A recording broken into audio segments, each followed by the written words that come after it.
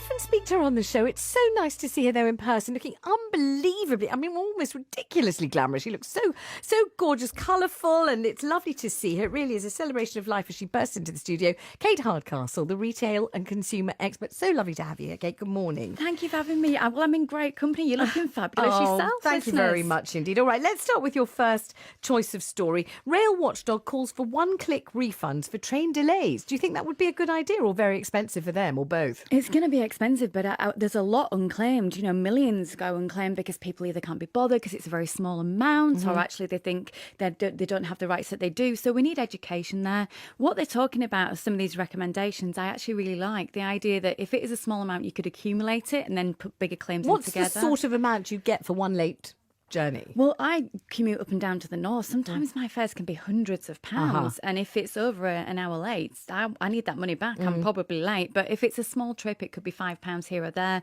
maybe 50% of the journey cost. Also, what I like to see is sometimes you can dedicate that cash to a charity as well, which makes it even more worthwhile in terms of making sure you claim back those small amounts. So more on the side of the consumer here. I don't know if you were aware of the situation with Oyster cards, whereby many people have completely forgotten that there was a £5 deposit refundable with no time limit forever and ever if you find an oyster and you can go and get the money. And suddenly people were scooping all those old oysters but out of drawers, going and coming up with a few quid. It was really quite This is it. fantastic. We joined the bandwagon ourselves. We managed to scoop up about 8 of them. It was wonderful. It was like Christmas come early. Your next choice of story is ATMs. It's the Telegraph, page 22. What are they telling? Oh yes, about how much it's costing for the free. Yes, bank customers pay the price as free ATMs shut down. More and more of them are charging. Absolutely. Yeah. And this is because the banks aren't putting the funding through to help those free cash points be there, be as available. And you know, when you get caught short and you do need cash, often you're not thinking about where can I go get free cash. So I think the idea is get planned, get aware, make sure that you have the cash when you need it and just keep track of it, you know, because a lot of the time people don't even remember they've paid fees between 79 pence, 95 pence up to £2 per transaction. Yes, to get your own money out. You're having to pay for your own money. On the other hand, though, is one of the reasons for this the fact that fewer and fewer people carry any cash at all? They just use the contactless and they don't ever get any cash out. Is that why this is happening? No, I think we are moving towards cashless, but I think when we need it, and there's fewer places to get it. Yeah. So I think what we need is with less banks on the high streets as well, maybe use the post office, work out where you can get it and make sure you've got your cash drawn out where it costs you nothing. Yeah, don't keep paying to get your own money out. The next one is the new John Lewis boss. Her name's Sharon White. She says the ethical business model of the group provides the way ahead, but she warns of job losses and store closures. That's a difficult way to begin a career, isn't it, in a company? There were always people before profit, and I think that's the right move for them. But with JLP, we've always got this challenge. A department store model is very, very difficult to maintain in today's online shopping culture. Plus, they have this offer, never knowingly undersold. Yes. Going to cost them money when all of their competition's going out trying to wind to the bottom in terms of price and offer best value, and then they're trying to reinvest in the stores and actually create a bit of a luxury environment, which also costs cash too. So there's complete quandary between the two. And what Sharon White has got here as a dilemma is how do you then, with the Waitrose business coming into play as well, create a business for the future, make it robust. And this whole issue of getting people actually to come in, and when they're in, not just to have a look and then try and get whatever it is that John Lewis are selling, but online cheaper, which is, I think, what lots of people are doing. Have a good wander around, enjoy the luxury environment, have a check out the fridge freezer and get it somewhere else. Is that what you're hearing? And why would the consumer not do that if you don't give them a compelling enough reason to buy there and then? And the fact is, if you're just going to put the brands on the shelves, guess what? Yeah. The consumer's going to go, well, okay, the service wasn't great, or I didn't have a great amount of product, or my size, or my colour, I'll find it elsewhere. Yes. You've got to connect with them. So if she's going to make it a more human business, I hope that starts on the shop floor. And do you think, the fact that it's a partnership and they've now made sure that partnership is part of their name and it's Waitrose and Partners or whatever the heck it is, as if that's going to make any difference to anyone who goes in there for an apple. I don't know if it does or doesn't. But does that make a difference because you're a partner, because you're going to get some kind of dividend if you do well? You might try harder to sell and you might not care if the person buys the shoes or the fridge. Well, it used to make a big difference. The service used to be impeccable, but I'm hearing from consumers all the time that they find that's waning, that there's not many people on the shop floor.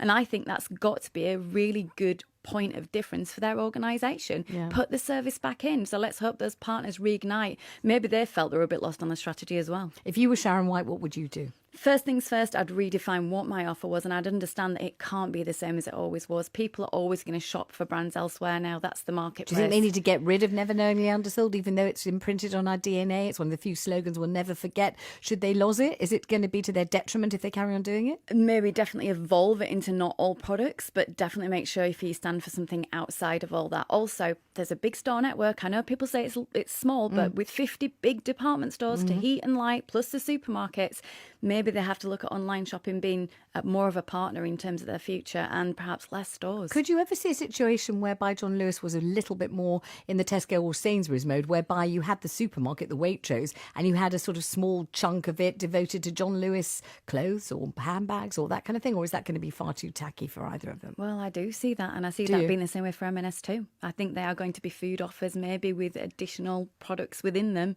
because that's how we shop. We want to go and get those items when we're out doing the one big shop. Right, okay, so they may have to change the whole look, the feel and everything about modus operandi. Yeah, the great department stores that they've got, keep them going, obviously, but some just aren't working. One of the retail stories that broke this week, we didn't get a chance to deal with it, we're doing so many other things on the show, was the IKEA story, the first IKEA closures in this country. In Coventry, and what did you make of that? Was that a kind of precursor, do you think, of things to come? I think it's really interesting because IKEA are very frugal as a business. I used to actually supply them years ago, and I know exactly how keen they are. And we know that anyway. It's all about the price and pound.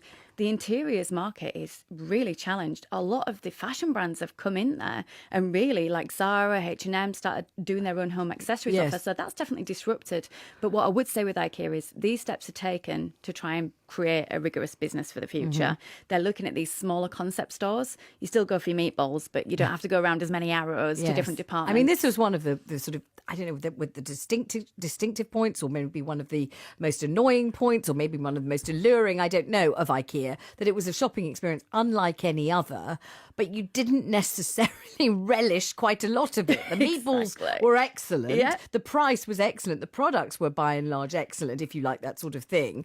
But the whole schlepping about all the way round, pushing a vast trolley full of something really, really heavy wasn't that good. And the whole getting in and getting out, I mean, it was all a big fat fag, wasn't it, the whole thing? Be really difficult, sort of, people sometimes dreaded, oh no, and not a weekend trip to IKEA, oh God.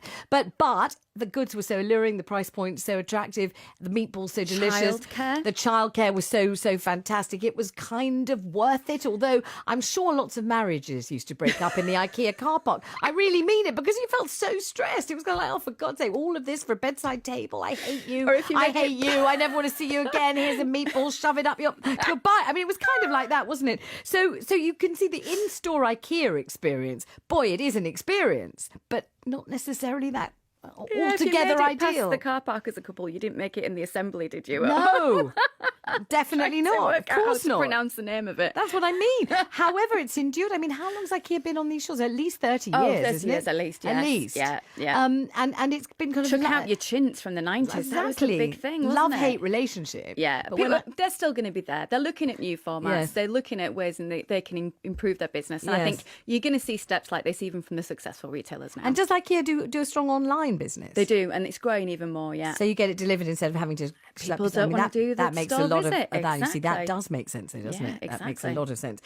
Your next choice of story, Van Gogh. Tell us about this, the 3D work of art that comes with its own real-life Van Gogh. Well, you're really lucky here in London. You get some fantastic exhibitions. This is going to be one of them. AI bringing it to life. Now, there's a lot of naysayers when it comes to art and culture, when it comes to the merge with digital. But I love this. And I just want to tell you, I was over in Melbourne working and I went to an exhibition for a graffiti artist called Kaws, Kaws. And what they'd done at the exhibition I thought was so enriching. I just saw children engage with art because they brought technology into it. It was wonderful. And I think we're going to see the same here. So maybe give it a chance. And is Van Gogh sort of made 3D? You can sit on the sofa, hold the sunflower, who knows? We've not got enough pictures to see it. And so you think this is a good idea? I do. I love Tell to me see what's it in going this on way. with retail in Melbourne. It's very interesting. What they did was they really retained their independent sector. So they didn't have the big coffee chains there, great independent food and beverage, which then helped to keep independent dress shops, etc. So where I feel they've got the comeback is they didn't lose as much of that individuality as we did. Very different geographic region, but it's always interesting to see what's happening there. So have you gone there to sort of learn what they're doing, or have you gone there to help them do something else? I do a bit of both. Oh, really? Every time I'm somewhere new, I see what's working there, what's else not. And Yeah. then I have clients over there too. Right. And your next story is Corrie. 10,000 episodes of Coronation Street. I mean, my gosh, is it your favourite soap? Do you love it? I do. I don't mind a soap. I don't have a favourite, actually. I quite like them all. It's all popcorn television for me. But Ken Barlow is 87 years old. Wow. Well, William Roach, yeah. What a career. 10,000 episodes. Yeah. So it marks, I mean, obviously, unfortunately, these days, soap operas, it's normally a huge disaster that marks a big big episode. All terrible things death have or to a fire, happen. car crash or something of that kind, yes. So, but we don't know what's happening, do we, in this 10,000th? They've not given the game away too much, but he's saying, it was a job for life. And at 87, I think he really has had a job for life. Obviously, he made nonsense of all the parents who said you can't go on the stage because you'll be unemployed and you'll be a waiter for your whole career. He's been employed steadily all the way through. And then your final choice, it's really very beautiful, isn't it? The Beatles' favourite pub. What a gorgeous, gorgeous building that is. There's a lovely quote here as well that starts this article, which John Lennon was asked, what's the price of fame? And he said, no longer being able to go for a pint by myself in the Phil. And this is the Philharmonic Dining Rooms, a Victorian pub that's now got grade 1 heritage rating, a cathedral amongst pubs, apparently. It stands for Liverpool Philharmonic Dining Rooms. Absolutely stunning. It's got some of the most magnificent wrought ironwork in the entire country and is now a listed building. Guests enter through Art Nouveau gates decorated with female heads, garlands, and the brewery's motto, Pacem Amo, I love peace. The original downstairs layout includes a public bar and 2 drinking lobbies, a former billiards room and 2 snugs known as Brahms and Liszt, perfectly. The beer cellar remains in use, as do upstairs dining rooms. How lovely. It's almost worth, I don't know, is it worth going all the way to Liverpool to have a look at this? It's Well, gorgeous. Paul McCartney, he played there as a young man, and now 2018 he went back and did his sort of James Corden reunion gig there, which was lovely. So I think it's probably worth going to see, feel the nostalgia. And for me, the fact we're celebrating our heritage is just always a good thing. Here, I do like the description of the architecture. The architecture by Walter W. Thomas is a medley of Scots baronial, Jacobean and Art Nouveau with Gothic and classical references. That's like saying the meal was kind of Chinese cuisine with hints of veganism, a little haggis and some tandoori thrown in. I mean, that's kind of every architecture you could possibly have all in one place. All in one place. So nice to see you, Kate. Thank you very much indeed, Thank Kate you. Hardcastle, the retail and consumer expert.